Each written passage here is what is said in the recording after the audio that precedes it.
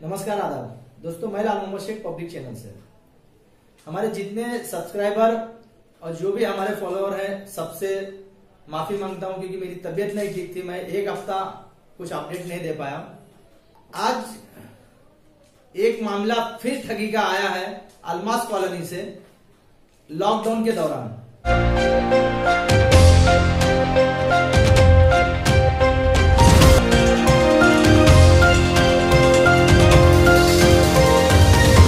नमस्कार आदाब दोस्तों, मैं लाल मोहम्मद शेख पब्लिक चैनल से।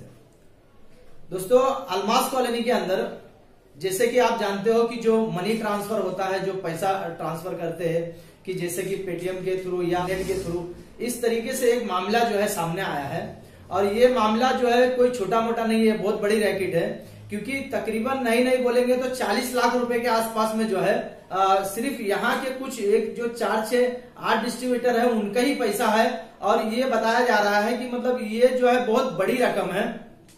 और ऐसे लोग जो है लॉकडाउन के दौरान जो है ऐसे लोग किस तरीके से इस ठगी का जो है एक अंजाम बहुत सूझबूझ के दिए है। और ये बताया जा रहा है कि मुमरा पुलिस स्टेशन में इसकी शिकायत बहुत पहले दर्ज की गई थी, लेकिन इसके ऊपर कुछ अमल नहीं हुआ। और इसके वजह से आरोपी जो है अब वो जो है अपने अपने घर जो है, जैसे दिल्ली साइड के थे या बिहार साइड के थे, वो अपने अपने घर रवाना हो चुके, आजमगढ़ साइड के थे। तो ये अब ये चुनौती पुलिस के लिए इसलिए है कि ऐसे आरोपी को अब कैसे पकड़ के लाएंगे लॉकडाउन के दौरान, और कैसे इनके ऊपर कार्रवाई की जाएगी, और किस तरीके से ये पूरा मामला जो है आया है सामने। आइए मैं सुनाता हूं कि किस तरीके से जिनके साथ ये ठगी हुआ है, ये क्या इनका कहना है, उनकी जबानी आप सुनिए। और ये अलमास कॉलोनी का मामला है। मुकेश साहब, क्या चीटिंग हुई है मनी ट्रांसफर के मामले में? आप डिस्ट्रीब्यूटिंग का काम करते हैं, और ये कौन सी कंपनी है जिसने कोविड-19 के इस दौर में ये सारी जो है हथकंडे इस्तेमाल करके आप तमाम डिस्ट्रीब्यूटर लोगों को बलि का बकरा बनाया है? अस्सलाम वालेकुम। पहले तो शुक्रिया, आपके माध्यम से मैं ये बात लोगों तक पहुंचाना चाहता हूं और प्रशासन में ये पहुंचाना चाहता हूं कि हम छोटे व्यापारी हैं मनी ट्रांसफर के, और हम मनी ट्रांसफर को जो बिजनेस करते हैं, जैसे कि गवर्नमेंट ने हमको बोला था कि माइग्रेंट्स लोगों के जिनके अकाउंट्स नहीं है आप उनको सर्विस दीजिए। तो हम वो काम करते थे सर्विस पहुंचाने का, जो उनके पास अकाउंट नहीं होते थे। तो इस तरीके से कंपनी के थ्रू हम मनी ट्रांसफर का बिजनेस करते थे। तो मनी ट्रांसफर का जो बिजनेस हम करते थे वो दिल्ली बेस्ड कंपनी थी।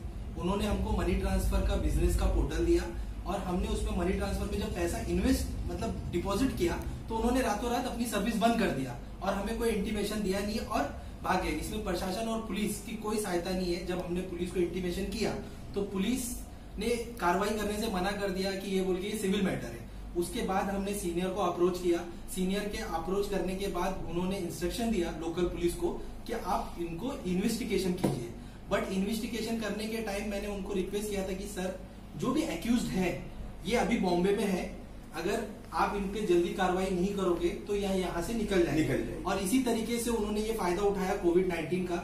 जैसे ही लॉकडाउन 1 हुआ और वो अक्यूज दिल्ली भाग गए, जिसकी वजह से अभी तक कोई कार्रवाई हुई नहीं है। अच्छा, ये मुकेश साहब ये बताइए सबसे पहले कि ये मनी ट्रांसफर का जो काम है, आप उसके डिस्ट्रीब्यूटर है, माइग्रेंट का पैसा वगैरह जो है ये अकाउंट में ट्रांसफर आपके थ्रू होता है, इसमें आपके नीचे रिटेलर्स भी होते हैं। तो ये चेन सिस्टम में कैसे ये काम चलता है, किस तरीके से ये पूरा जो है इंफ्रास्ट्रक्चर इसका है, उसकी कुछ जानकारी दीजिए। बेसिकली ये जो मनी ट्रांसफर का बिजनेस रन होता है, ये एक्चुअल गवर्नमेंट की एमएससीबी कंपनी के अथॉरिटी के अंडर आता है।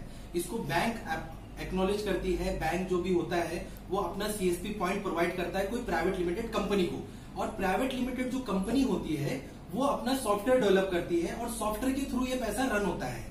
तो हमने जो बैंक के साथ टाइप किया, जैसे कि ऑल बैंक्स मनी ट्रांसफर अपना है, उसमें सिटी मनी एक ब्रांड है, वो बैंक के साथ टाइप थी फिनो और अपना स्टेट बैंक के साथ। उन्होंने हमको सॉफ्टवेयर डेवलप करके दिया, और वो सॉफ्टवेयर जैसे पेटीएम के वॉलेट होते हैं, फोन पे वॉलेट होते हैं, उसी तरीके से ये सिटी मनी का एक वॉलेट था। ये वॉलेट के थ्रू कस्टमर का पैसा रन होता था। तो हम जो थे वो डिस्ट्रीब्यूटर्स थे।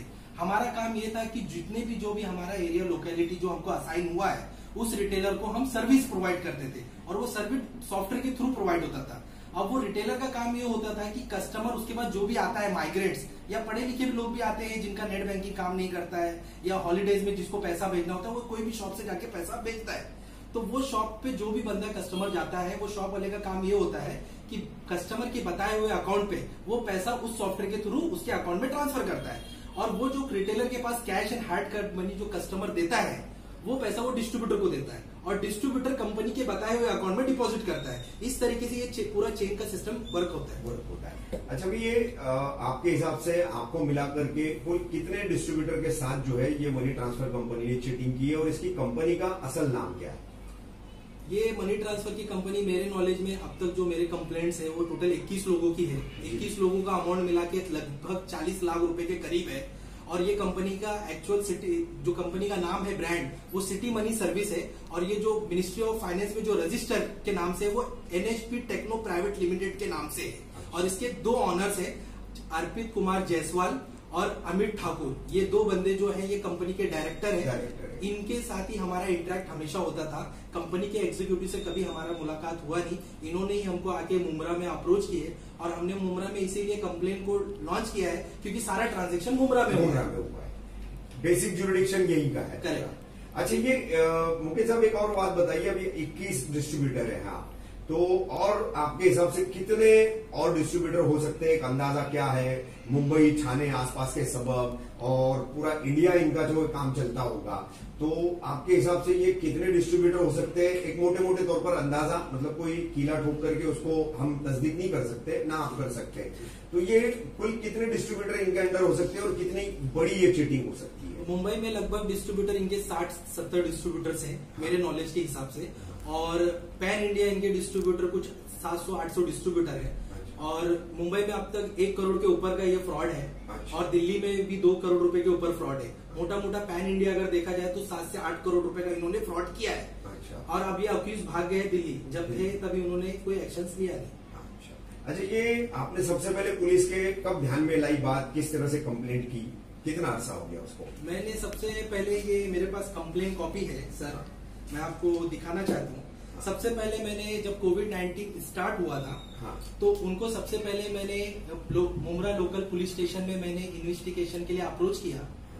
उन्होंने मुझे बोला कि सर हार्ड कॉपी हम ले नहीं सकते ड्यू टू कोविड-19 की वजह से। अच्छा। तो उन्होंने वो टाइम थॉराट साहब थे, हाँ, तो मैंने बोला सर फिर क्या नेक्स्ट स्टेप क्या होगा? हाँ, तो उन्होंने बोला कि आप कंप्लेन को मेल कर दीजिए। हाँ, मैं ACP के साथ सावलकर साहब गौवेसलकर साहब के पास हाँ, गया, उनके पास भी गया, तो उन्होंने भी बोला कि आप मेल कर दो, आपका इन्वेस्टिगेशन हो जाएगा। हाँ, तो मैंने कमिश्नर से लेके एडिशनल CP, DCP और आपके ACP और मुमरा पुलिस स्टेशन सबको मैंने मार्क किया।